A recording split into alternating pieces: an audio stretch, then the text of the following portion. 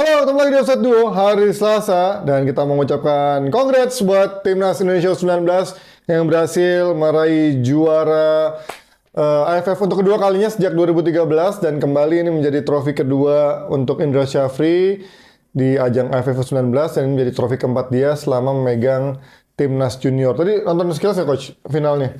Nonton. Ya, lawan Thailand ya. Gimana lo ngeliat? Memang secara permainan sebenarnya Thailand secara gameplay lebih megang, lebih main, tapi memang Lebih berjalan, lebih smooth. ya efektivitasnya dia yang kurang ya di turnamen kali ini. Sangat amat tidak efektif malah. Iya. Walaupun 2 kali kena tiang ya. Yang free kick satunya. Tapi ya kita nggak dapat banyak peluang juga. Ya. Kita yang dari open play juga nggak begitu banyak. Football nggak butuh main bagus. Dalam arti kalau dalam turnamen ya. Dalam turnamen ya lu harus menang dan itu kita menunjukkan ini gue kan nggak nonton sama sekali ya, ini baru final doang gue nonton. Banyak komennya itu beragam, ada yang bilang bagus, ada yang bilang jelek, ada yang bilang parkir, ada yang apa. Tapi kalau dalam turnamen ya yang penting lu lolos gitu. Deliver ya. Lu deliver, you have to win, you win gitu. Emang Argentina main bagus terus lawan Saudi aja kalah. Enggak Tapi juga. ya mereka juara. Ya. Kan ini sebuah turnamen. Dan itu appreciate untuk Indra Syafri, timnya, staffnya, pemain-pemain, semua pemain. Ya. Bahwa ya lu nggak harus main bagus untuk bisa menang. Ya gue setuju sih karena memang kita memulai turnamen ini kan juga dengan banyak keraguan saat persiapan ya, waktu kita sempat ke Komo, terus juga sempat uji coba di mana tuh di luar sana yang sempat dibantai juga. Terus akhirnya kita memulai dengan lawan-lawan yang mungkin bisa dibilang enteng ya, ada Timor Leste, Filipina, Kamboja, sama atau lagi siapa ya? Timor Leste, gue lupa deh. Oh ya, sorry, nggak Timor Leste. Brunei yang dibantai sama Malaysia 11-0 kan. Nah, kalau kita ngebantai itu Filipina 6-0, Timor Leste gue lupa kemarin berapa ya. Tapi intinya gue ya kalau dari sisi yang mungkin menjadi evaluasi adalah menurut gue adalah penyerangan kita emang semua timnas kita dari yang level U23 senior pun efektivitasnya emang kurang kan. Tapi yang gue suka adalah bagaimana back kita nih kuat banget di U19 ya. Iqbal ya, si Doni Tri kaptennya. Terus ada si Tony Firmansyah di tengah. Tapi yang backnya kan lu juga suka kan si Iqbal bagaimana? Ya, lini belakang itu solid, bener-bener solid. Dan di situ kelihatan ya. Kalau lu harus mendefense, kadang lu udah tendang bola ke tribun aja, ngerti nggak? Main aman aja, dan itu berapa kali dilakukan oleh Doni, which is good. Pokoknya the ball harus ke zona nyaman lah. Kadang emang harus begitu, nggak harus lu kontrol main bagus, karena kualitas pemain kita ya so-so aja, ngerti nggak? Nggak selalu bisa main bagus.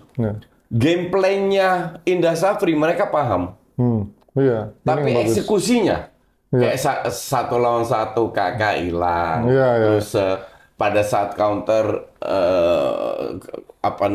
passingnya nggak nyampe. Terlalu buru-buru juga kadang-kadang ya. Terlalu buru-buru, kelamaan pegang bola, it happens lah. Cuman mereka paham yang diinginkan oleh Indra Syafri dan itu berhasil. Jadi ya oke lah. Dan semangat juang itu sih yang gila sih gue melihat. Doni Tri lu lihat tadi dari kehilangan bola dia langsung balik lagi ngejar. Belakang sih, belakang itu selalu solid banget. Kita membangun tim ini dari belakang nih gue bilang emang. Jadi gue juga suka bagaimana Kadek Arel bisa mencetak 3 gol di turnamen ini. Iqbal juga nyetak 3 gol. Kemarin juga semifinal lawan Malaysia nyetak gol juga back tengah juga si Buffon itu kan. Jadi tadi pun juga golnya Raven kan dari Kadek Arel juga kan sundulannya. Jadi memang back-back kita tuh punya kontribusi yang paling besar menurut gue di turnamen kali ini. Nggak cuma back tengah tapi juga back-back sayapnya. Terus pemain tengahnya juga itu siapa yang? Si Melber. Ya itu Melber keren sih. Iya keren. Enggak, terus agak kreatif lah, siapa? Tony ya? Tony Firmansyah, gelandang sentral dia. Itu juga, tapi kelihatan ini pemain jam terbangnya cetek ya. Jadi pemain-pemain kayak gini harus diberi banyak jam terbang sehingga dia bisa lebih efisien dari sisi permainan. Tapi ini pemain punya bakat, Tony. Ya, karena dari dia masuk kan menggantikan si Caviator yang nomor 10-nya juga cedera, digantikan si Tony Firmansyah ini. Terus juga biasanya juga kadang-kadang di tengah tuh juga ada si Vigo Dennis juga kan. Tapi kombinasi ini ternyata ada pairingnya masing-masing. Ada yang mungkin dua gelandang bertahan, ada yang lebih menyerang, ada yang lebih main megang bola lebih banyak. Tapi memang tadi Tony Firmansyah sama Melber menurut gua kombinasi yang cukup kuat di tengah, cukup solid untuk bisa melapisi back-backnya dan juga untuk bisa transisi menyerang. Dan Raven gimana coach? Lu melihat Raven sebagai ini masih gaya strikernya ya, lah. masih mentah banget loh. Iya. Masih sangat mentah. Tapi ya dia kerja keras dan dia punya sesuatu lah, punya bakat lah. Kelihatan dia cover bolanya, screennya maju, tapi nggak dapat banyak bola juga. Iya, ya, supply-nya memang agak kurang. Kita butuh striker buat senior yang kayak Raven tapi 6 tahun lebih tua. Iya, ya. Yang mungkin juga 5 untuk tahun dipupuk lebih tua. untuk jangka panjang juga ya. Yang jam terbang. Iya. Raven striker ini pelapis, Iya. tapi depan mereka terus ada 2 lagi. Iya, ya. Tadi gue liat interviewnya si Raven ya, dia benar-benar nangis banget ya, ya. gila banget nangisnya. Dia bilang bagaimana latihannya juga cukup keras, 3 kali sampai 4 kali sehari latihannya, bahkan kemarin dari semifinal pun cuma istirahat 1 hari kan, terus itu latihan lagi cukup intens dan Ini memang kan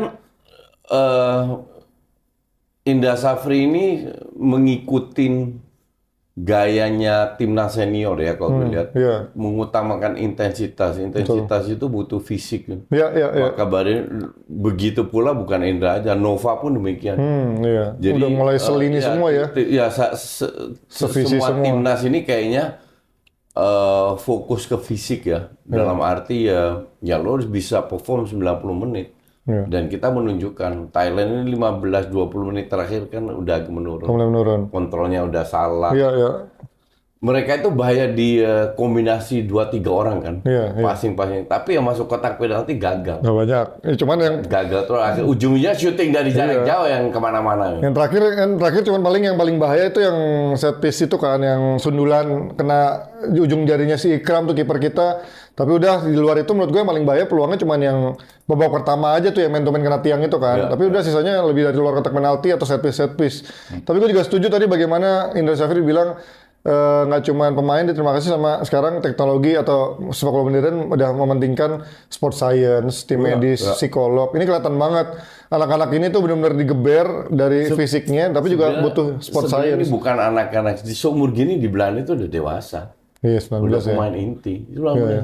Lu lihat Lamine Yamal 16 tahun. Iya, tapi kan mereka memulai dari SSB dan juga akademi yang biasanya udah bagus gitu. Cuman lu 16-17 lu udah diberi tanggung jawab. 18 lu udah secara sah. Iya, udah. Lu cowok, bukan anak-anak lagi. Iya, iya, iya. You are a man, not a boy. Iya, the being nature ya. Iya kan? Iya, jadi ya kita harus ke sana juga. Jangan dianggap 19 tahun ini masih anak-anak. Enggak. Iya. Lu bikin kesalahan, lu nilai sebagai orang dewasa. Iya. Kenapa? Gue tahu pemain-pemain ini di Indonesia itu kurang banyak jam terbang. Iya, benar. Pemain muda ini sayang. Jadi kita nggak bisa terlalu keras lah menilai mereka. Nah, yang mereka butuhkan jam terbang. Nah, sementara kalau lu di Eropa lu bagus, ya seumur gini udah pemain inti, men. Tapi gue suka ngeliatnya Raven adalah dia selalu ada di sana ya, walaupun supply-nya nggak banyak. Si Raven tadi dia karakternya nomor 9 banget gitu kan. Kalau kita tahu di senior kan ada Rafael Dia itu dipanggil Jens, namanya Jens. Jens Raven. Raven apa Raven? Raven. Oh, Raven. Gue denger si Renzo kan. Renzo. Renzo kocak ya. Hamstring di punggung. Apa itu hamstring di punggung? Rendra. Hamstring itu di kaki, Rendra. Punggung itu otot. Ya, tapi kadang-kadang kan memang kalau lagi euforia Iya. suka slip lah kayak gitu, biasa lah kalau Ya, dia komentator. dibuat bercandaan. Gue kocak aja, Rendra. Jens Raven. Tadi gue suka dia selalu di turnamen ini selalu ada di kotak penalti, walaupun ya tadi gol-gol kayak gitu kan, walaupun golnya bisa dibilang jatuh dari langit, tapi ya itu gol striker kan, Ya, goal is goal. memanfaatkan bola-bola yang selalu ada di sana. Kalau nggak ada striker di sana ya nggak jadi gol itu kan. Di turnamen ya, lihat Italia juara dengan 2 kali adu penalti. Iya kan? benar. Nah, gol is Spanyol sama gol, Inggris. mau suka nggak suka. Ya gue suka sih, semoga Raven ini bisa menjadi lebih matang lagi. Tadi kita Gue lihat suka mentalnya sini. ya, nyerang, dia bertanggung bekerja jawab, keras, kerja iya. keras, dan insting. Menurut gue reading the game. Dia nggak maruk. Nah iya, yang di lawan siapa tuh yang sebelum Dia kasih ke kakak. lawan kakak itu kan, depan gawang. Tapi yang gue suka beberapa pemain ini cukup smart coach, minimal dari bertahannya ya. Oh iya. Mereka reading the game-nya, awareness-nya tuh Game-nya, bagus banget menurut Itu gue. yang gue bilang, mereka paham gameplaynya Indra Safri. Nah, itu iya, yang tuh. penting. Lu boleh punya skill, tapi lu nggak paham apa yang diinginkan oleh pelatih lu, itu yang susah. Ya. Walaupun eksekusi yang nggak selalu jalan, Tapi ya mereka paham itu that's most important thing. Nah sekarang tinggal di klubnya masing-masing. Ya. Semoga mereka dapat jam terbang lebih baik lagi. Karena itu penting. Yes, kita ucapkan sekali lagi selamat buat Indra Syafri, buat timnas U19, semua pemainnya dan juga pasti buat PSSI yang sudah menyiapkan sebagaimana mestinya semaksimal mungkin, dan juga ini hanya menjadi awal untuk target yang lebih tinggi, yaitu lolos ke Piala Asia. Tadi kualifikasi Piala Asia dulu sampai ke Piala Dunia U20 juga. Lolos lah, ya makanya. Ya sampai bisa melaju sejauh mungkin. Timor Leste. Ya, biar bisa akhirnya lolos otomatis ke Piala Dunia pasti ya, U20 juga yang menjadi target utama dari Erick Thohir sebagai ketua PSSI. Oke, kita lanjut dari timnas, kita pindah dulu ke Premier League. Kita nggak akan bahas dulu City yang kalah lagi ya di uji coba karena banyak yang minta dibahas. Gue lihat tuh di kolom-kolom. Nggak bahas itu juga. Apa? MU kalah. Nggak usah. Ya, tapi gue bahas itu juga. Seandainya MU menang, itu berisik itu fans-fansnya. Tapi itu kan, gue juga mau ngebahas sebenarnya dari tahun Arsenal. Tapi kita buka dari bagaimana uji coba dulu, yaitu kemarin kemenangan Arsenal 2-1. Gimana Coach, lu melihat kemarin dari golnya Jesus? Menurut tuh backnya siapa yang salah Coach? Leny Yoro yang nggak mundur atau Maguire dan Martinez yang nggak narik offside? Leny Yoro yang golnya Jesus itu yang anak muda yang kulit putih itu. Oh yang si... Nggak tahu siapa namanya. Yang dari kanan berarti? Enggak ya kan? Iya, yang dia ngebelakangin Jesus. Iya. Tapi Jesus kayaknya offside tuh. Iya, gue juga setuju sih. Gue ngeliatnya agak offside ya. Jesusnya offside. Di belakangnya Martinez Maguire. Bolanya enggak, tapi Jesusnya offside. Iya. Ya, tapi kan kalau... Jadi dia lebih maju. Ini tapi kan uji coba itu nggak begitu penting. Sama juga orang mengeluhkan... Sama kayak golnya Højlund. Itu defendernya itu.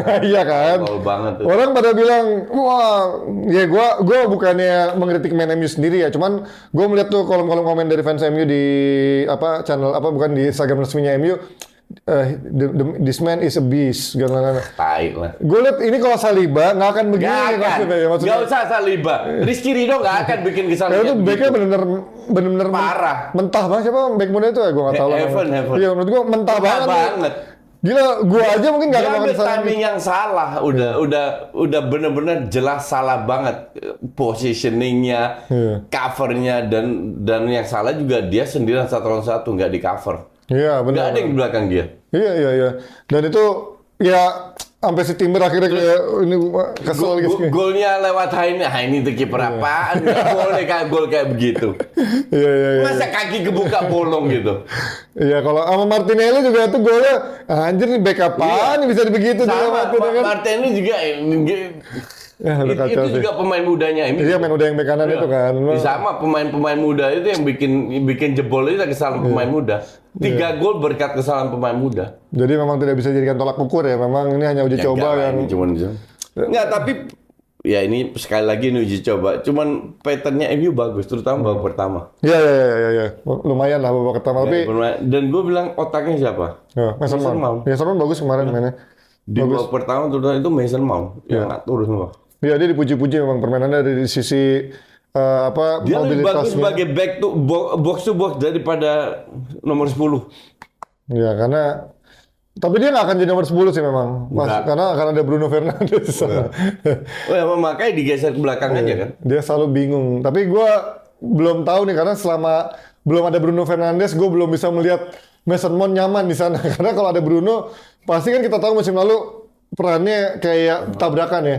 Gue pengen tahu nih ketika ada Bruno, apakah Mason Mount bisa bermain senyaman tadi atau justru ya dia akan terkikis lagi kayak tahun lalu. Tapi kok ini dari uji coba ini ada pemain yang cedera, Leny Yoro sama si Højlund. Semoga sih nggak berkepanjangan ya karena ini kayaknya nggak cedera panjang. Nggak cedera panjang. Cuman precaution aja. Ya. Dan pemain juga sadar kan, ngapain gue maksa mending gue keluar.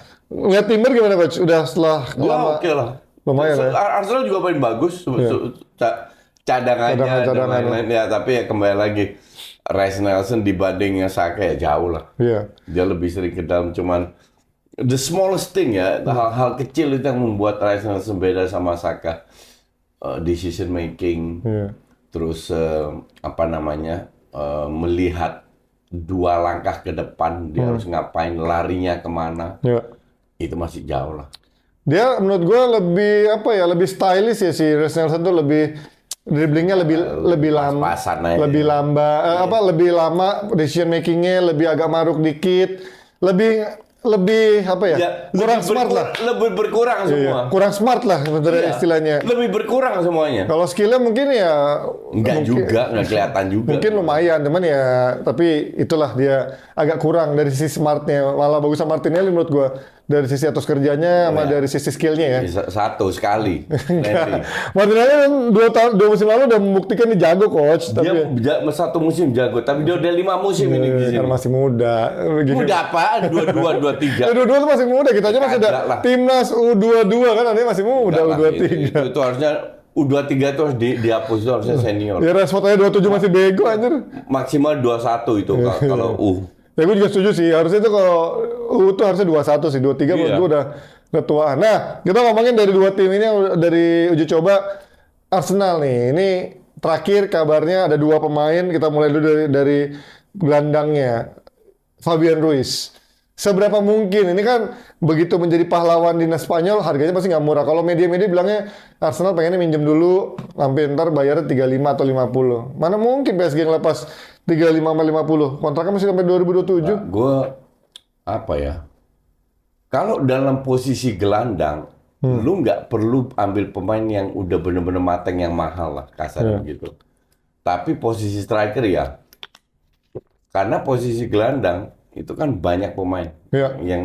yang lu bisa. Tapi kalau Odegaard nggak ada, mati loh coach. Itu kreatif, itu Iya kan? attacking. Fabian Ruiz kan juga Iya. kemarin agak sedikit advance mainnya kan. Iya, Fabian Ruiz oke lah. Dibanding Pedri sama Lebih ke box to box. iya. Tapi kemarin kan kalau kita lihat Nggak Pedri terlalu kreatif juga. dibanding Pedri sama si Rodri kemarin lebih advance si Fabian Ruiz kemarin. Lebih attacking Fabian Ruiz memang.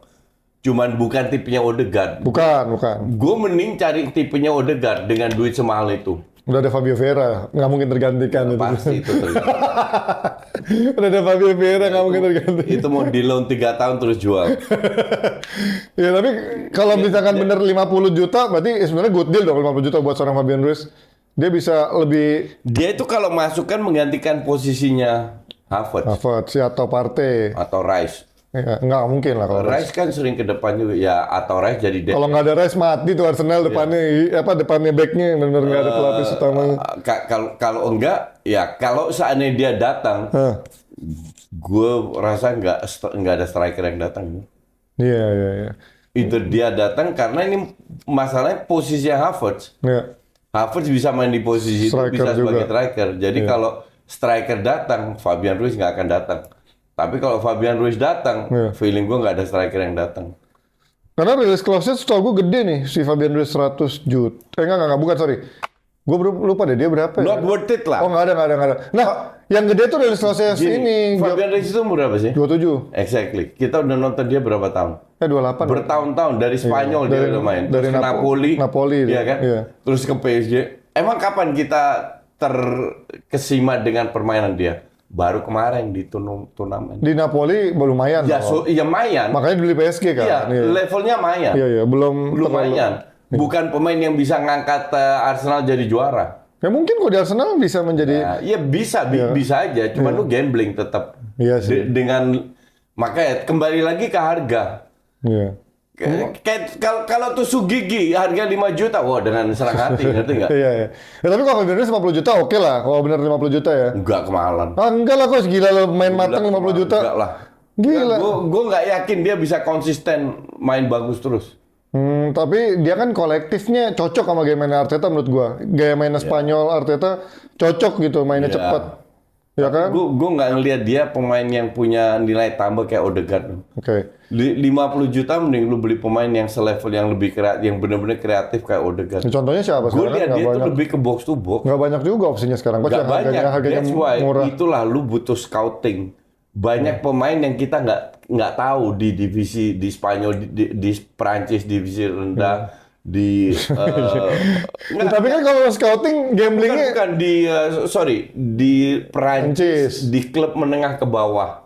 Iya, tapi kan pada akhirnya scouting lo nanti gambling juga dibilangnya kalau misalkan masih yang mentah ya kan. Tapi Kayak Fabio Vieira dia gitu bilang, kan. it's too expensive Fabio per 40 juta. Ya karena dia menangkan apa ya, bukan menangkan, salah satu pemain terbaik di turnamen U21 Ya, kan. itu siapa yang itu kalau dinilai sama wartawan ya gitulah hasilnya.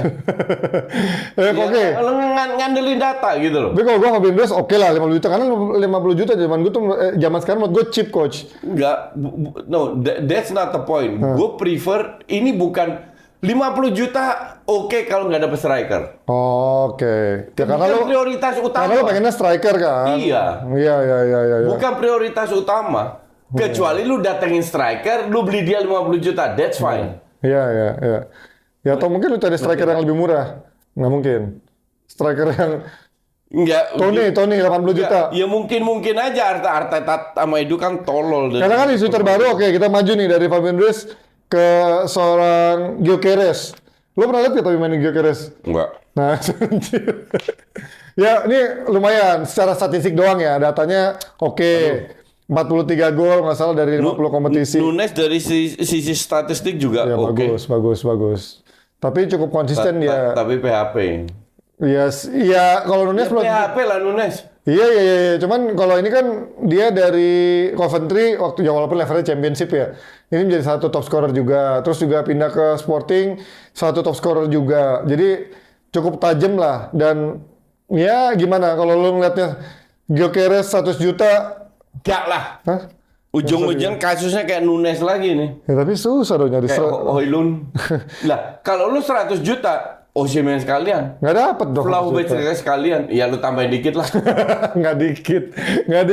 Osimhen tuh berapa sih 180? 130. Hah, enggak lah. 130 buyout klausulnya kayak Berarti gimana? 130. Bukannya 180 ya? Gak ngaco lu gila lu. Murah deh 130 mah. Bisa beli dia sebenarnya 130. Striker mana yang harga 130 yang kosong yang mau dijual? Nggak ada. Nggak ada. Nggak Paling ada. mahal dia. Ya cuman maksudnya zaman sekarang tuh udah striker udah segitu Memang. harusnya harganya kan. Memang. Ya lu lihat aja João Neves Cuman aja 120. sekarang PSG nggak mau bayar segitu, Iya. Chelsea nggak mau Chelsea bayar nggak mau. segitu. Iya. Nah, tinggal tunggu di hari-hari terakhir nih. Iya, Napoli mau pasti. turunin nggak? Ya kan? Sementara mereka udah Nah, mereka pengen Lukaku juga sih sekarang ya. ya dan mereka sudah itu kan, udah di friendly match dia nggak main lagi. Iya, yang Osimhen. nggak daftarin, benar. Ya, jadi sekarang tinggal keras-kerasan. Nah, kalau lu nggak ada yang mau bayar, gimana? Dia nggak cabut dong.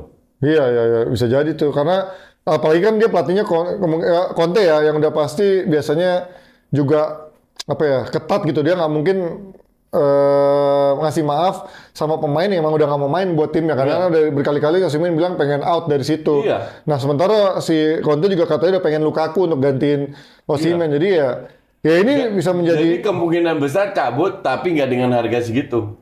Nah, disitulah peluang Arsenal masuk. ya you wish. Oke, berarti Gyökeres kita coret. Tidak mungkin nama Gyökeres untuk 100 juta, tapi untuk Osimhen, Koci masih 130 juta. Ah, di bawah itu ya. Turun lah. Karena Napoli mau nggak mau harus jual karena 100 masih oke. karena dia harus nyari striker mau nggak mau kan. untuk 100 gue rasa Chelsea sama PSG nggak mau bayar juga. Wong PSG nggak mau bayar buyout klausulnya kok. Iya. Iyalah PSG harus ada mikirin Nah, financial fair play. daripada lu 50 mending lu beli Osimhen cepet sekalian. Ya, kalau emang benar-benar di mata Arteta prioritasnya striker ya. Mungkin kalau dia nyata mikirnya ada Nketiah, ada Havertz, ada Jesus. Kita kamu dijual Enggak ada. ke Marseille. Enggak, udah dia udah beli Greenwood udah cukup katanya, nggak usah beli yang lain. Enggak, di loan. Tapi yang jelas kita masih menantikan siapa bintang-bintang baru lagi yang bergabung dengan Premier League. Mungkin Gyökeres, mungkin Osimhen, mungkin seorang siapa namanya Fabian Ruiz. Ya ini nanti kita akan lihat sampai akhir bulan ini untuk kita lihat siapa akhir bulan Agustus untuk melihat bintang-bintang baru yang mungkin berlaga di Premier League. Tapi yang pastinya saksikan Premier League hanya di video sebagai channel resmi untuk Premier League. Kita akan bisa menyaksikan bintang-bintang baru Premier League hanya di video tuh coach. Ada promo apa tuh? Ya, Coach, betul menarik ya? sekali. Ada promo Diamond All Screen 1 tahun cuman 947.000 di lapakgaming.com. Yes. Harga sudah termasuk pajak. Dijamin paling murah, kalian nggak akan bisa dapetin harga semurah ini dimanapun selain di Lapak Gaming. Langsung aja beli sekarang di lapakgaming.com. Tinggal klik link di deskripsi dan pin komen di bawah ini. Yes, lapak gaming dijamin aman dan harga final. Langsung aja cus, dapetin mumpung ini menjadi promo paling murah 947 di lapakgaming.com dan harga sudah termasuk pajak. Dijamin paling murah, nggak akan bisa dapetin harga ini dimanapun, hanya di Lapak Gaming. Oke, kita sedikit dari MU masih menunggu coach antara Mazraoui dan juga De Ligt. Mungkin nggak dua-duanya nih, karena dua-duanya dinyatakan De Ligt udah katanya personal agreement semuanya udah komplit, tinggal nungguin Bayern ngelepas dia dengan 50 juta. Mungkin tergantung MU jual berapa pemain. Yang kemungkinan terbaru kan baru si AWB yang 20 juta tuh. Tapi kan 20 juta Ya kayaknya. makanya harus jual 8 pemain kan untuk bisa beli pemain. Iya, belum enough ya. Masih AWB 20 juta. Lindelof kita belum tahu nih berapa. Kemungkinan dilepas ke Fenerbahce-nya Mourinho. Terus Varane udah ke Como katanya. Varane kan emang udah lepas, udah ke Como. Kontraknya emang habis kan. Terus Casemiro, belum ada tawaran lagi so far. McTominay belum ada tawaran. Karena Casemiro, kalau Ten Hag kan bilang memang dia pengennya dapetin pemain satu lagi untuk bisa diduetin Casemiro di gelandang bertahan kan. Ya mungkin dengan ada Maino sama McTominay mungkin udah cukup kali. Enggak sama Ugarte ya. sama Mason Mount. Oh ya, Mason Mount juga bisa. Tapi walaupun bukan Mason Mount, bukan pemain bertahan ya. Tapi ya Bisa disulap lah. Ya. Mazraoui dan juga De Ligt. Tapi nah, gue nggak ngerti deh kenapa AWB lama ya. Karena menurut gue AWB 20 juta tuh sekarang tim-tim Inggris 20 juta udah main Inggris sudah segitu udah masuk akal sih. Dan gajinya nggak terlalu gede, 100 ribu kan. Harusnya mah lepas-lepas aja ya. Iya. Emang dilepas. Maksudnya dapat aja, kenapa nggak deal ya 20 juta doang mah. Siapa lagi coach menurut lo yang paling mungkin? Karena Sancho juga masih nunggu nih, PSG kayaknya masih wait and see. Jual Anthony aja ke PSG. Nggak mungkin. Pemain PSG juga nggak bego kali coach. Tukang goreng begini mah kagak ada. Siapa tahu lebih cocok. Kacau lah Anthony mah menurut gue. Lagi pula PSG kan udah punya Asensio sama Dembele. Iya makanya. Ngincer Sancho nggak masuk. Kiri dong buat gantiin si Mbappe. Sancho ya. Bisa kanan kiri juga bisa buat Mbappe dia. Mbappe sama kan Barcola. Rashford yang diincer. Ya antar nggak mungkin. Rashford kan Manchester bred, pasti dipertahankan dulu kalau dia mah so far. Enggak, gue kalau jadi Rashford gue mah cabut gua. Dia belum bilang pengen cabut masalahnya. Dia nggak perlu bilang, suruh manajernya aja cari klub. Iyalah, ngapain lu announce gitu. Susah kalau MU mah, kalau udah punya pemain bintangnya gini mah pasti susah dilepas selama pemainnya belum minta cabut coach. Ya tapi gue pasti penasaran bagaimana ntar Zirkzee bisa berkolaborasi sama Højlund. Sama nanti apakah formasinya tetap formasi yang sama atau mungkin ada perubahan gaya main di bawah Ten Hag, mungkin pakai 3 center back dengan ada De Ligt, Martinez juga Maguire, atau mungkin dengan formasi 3-4-3 mungkin. Ya 3-4-3. Ya, kita lihat lah. Atau 4-4-2. Nah, sekarang kalau dari City coach, kalah lagi dari Milan. Ini udah mulai ada yang menggoreng, apakah City sudah lesu, Bagus. tidak seambisius itu, nggak beli pemain yang benar-benar meyakinkan, apa benar-benar dia emang Dia nggak beli pemain kan? Pep kan udah bilang. Safinya doang itu yang dari Girona kan? Iya, gue bilang gue akan beli pemain kalau ada yang cabut. Nah, so far kan nggak ada yang cabut. Temen yang cabut. Katanya Bernardo Silva nggak jelas juga. Iya, kan yang tapi ngincer Barcelona nggak punya duit juga. Punya. Bilang nggak punya. Nggak ada. Punya. Nico Williams datang gila. Ya iya, itu doang itu aja udah empot-empotan Dani Olmo. Habis itu Bernardo Silva. Nggak mau kecuali Rafinha dijual.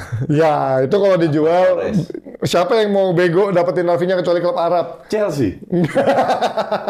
Udah belajar dia 2 kali. Tapi lo melihat City kemarin ya walaupun memang banyak main mudanya, apakah memang Enggak lah. dia udah habis nih masanya? Enggak lah. Dengan main-main yang udah pada tua juga kan? Enggak lah. Tapi kan Grealish udah tua, udah di atas 30 juga. Udah Doku.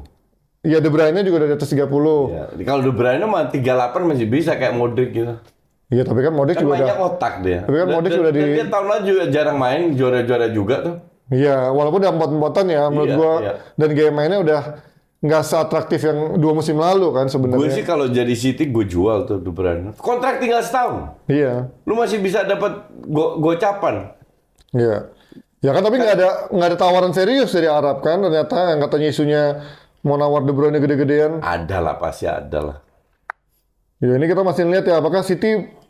Gue suka ketawa ngeliat orang-orang yang remehin City ya, kalau dari lawan Milan aja kalah, Lawan Celtic aja kalah. Bocah-bocah yang nggak penting. Ini uji coba. Lu Cuma uji coba. yang main Oscar Bob, Rico Lewis. Makanya gue bilang, ini kalau seandainya MU kemarin menang lawan Arsenal, itu tuh di timeline gue. Iya. Padahal cuma fucking friendly. Iya. Gue nggak bahas juga di itu. Penting amat gitu. Nggak begitu friendly. penting. Iya, gue juga bilang udah jangan terlalu overhype. Termasuk Leny Yoro tuh dari Instagram resminya kan. Itu kan gue bilang di sini, ini anak butuh 2 tahun. Iya, Jadi pasti jadi diangkat-angkatnya si netizen tolol, goblok kita bilang. Ya coba kalau itu pemain Arsenal, langsung bilang, goblok, fans MU banyak yang tolol, bener-bener dah. Ya give him a time lah. Memang ini gue bilang jangan dikasih pressure menurut gue yang Lu kelihatan kemarin rentan banget ini pemain, masih cungkring banget. Ya, gue bilang dia speednya lambat aja di komentarin coach. Iya. Kemarin emang ada di artikel tuh ada muncul dia punya top speed catatan waktu yang hampir selevel Mbappe waktu di turnamen muda-muda zaman dulu kan. Cuman menurut gue ya lu nggak bisa samain lari di saat lu lagi adu lari sama lu dalam saat bermain gitu kan. Dan menurut gua akselerasi dia agak lambat dia gitu. disenggol dikit juga jatuh. Iya. Cungkring banget ini pemain. Masih agak mentah menurut gua ini pemain. Gue inget waktu sama Diallo pertama kali datang. Iya, cungkring Buset, banget. ini mah SMA banget. Lu lihat Diallo sekarang. Udah mulai gini keker ya. After 3 years lah. Sama kayak Garnacho dia 2 tahun terakhir angkat bodinya lumayan. Jadi lumayan agak. Leny Yoro itu makanya gue bilang dia butuh 2 tahun lagi. Iya. Gue sih menilai ini pemain gaya-gayanya agak-agak mirip Van Dijk ya. Jauh level dari Van Dijk, tapi menurut gue gaya-gayanya dari sisi speednya yang nggak begitu cepet, cara dia baca bolanya mirip-mirip Van Dijk. Tapi ya mudah-mudahan. Lu kalau mau kayak Van Dijk ya fisik lu. Nah iya, 3 mudah-mudahan. kali kuatin. Cuman Van Dijk kan bedanya fisikalnya udah kerasa banget kan. Gede, nggak cuma tinggi tapi gede. Kalau dia tuh cungkring banget nih kayak dulu Ranocchia pindah ke Inter Milan nih. Menurut gue Ranocchia tuh yang kurang adalah fisikalnya. Kalau buat duel-duel tinggi tapi lemah gitu kan. Leny Yoro tuh menurut gue belum terlalu kelihatan kuatnya gitu untuk jadi back tengah. Dan that's why kenapa De Ligt masih ngincer ya. De Ligt datang. Jadi kemungkinan feeling gue Mazraoui datang. Iya. Mazraoui kanan, De Ligt sama Martinez, kirinya Shaw. Iya. Atau Malaysia kalau Malaysia sembuh. Masih kayak nggak akan main lagi musim ini, nggak jelas anjir. Nah 4 ini udah oke. Pelapisnya ya Maguire. Iya. Sama Evans yang kemarin mainnya. Ya. Ya kita lihatlah nanti seperti apa. Apakah dari Premier League memang belum terlalu ada kejutan transfer lagi. Masih mungkin Osimhen yang masih kayaknya ini striker sebenarnya. Gue rasa mereka nunggu Olimpik ya. Jadi scouting itu banyak berkeliaran di Olimpik. Oh iya. Kan sekarang tambah muda tambah. Mereka incer banyak pemain muda karena yang senior dikit itu udah mahal. Mahalnya setengah mati. Iya. Ya tapi kalau bersinar di Olimpik juga digoreng juga kalau harganya kan. Iya, cuman nggak semahal yang udah itu loh. Iya benar. Dan memang tetap beli kucing dalam karung karena berkembangnya gimana kan kita nggak pernah tahu. Iya. Ya kita lihat nanti dan gue juga masih penasaran sih untuk seminggu ke depan Osimhen nih kemana nih arah? Arsenal. Dulu bilang nggak percaya. Jangan sampai lah. Sampai dia nge-tweet. Gila loh. Say ke gue. Tuh lihat dia buktinya bullshit semua. Goblok PSG anjir. Dan nggak mau beli. Nggak, Arsenal juga nggak bego untuk beli 130 juta. Mereka nahan. Mereka cek dulu, kontrol dulu. Iya sih. Sikonnya seperti apa. Lu masih inget Thomas Partey? Iya. Tapi Partey kan 60 juta, 40 juta. 50. Iya kan nggak terlalu mahal. Sekarang kalau diturunin, Napoli pasti turunin. Nggak ada yang mau bayar dia 130. Iya sih. Iya. Pasti diturunin, pasti dibawa cepet lah maksimal. Kalau PSG aja nggak mau ya. Iya. Pasti 100 juta maksimal. Lah 100 juta. Ya Arsenal goblok. Bisa. Ya, karena dia belum beli siapa-siapa kan. Iya, Arsenal goblok. Maka itu ditahan semua. Iya. Semua ditahan demi Osimhen. Taunya beli Fabian Ruiz, pertahankan Nketiah dan juga Havertz sebagai striker ya. Itu kalau pertahankan Nketiah benar-benar tolol. Arteta is genius. Oke, kita akan ketemu lagi di hari Kamis untuk update-update dan juga pastinya yang terbaru dari bursa transfer. See you when I see you hari Kamis. Bye-bye.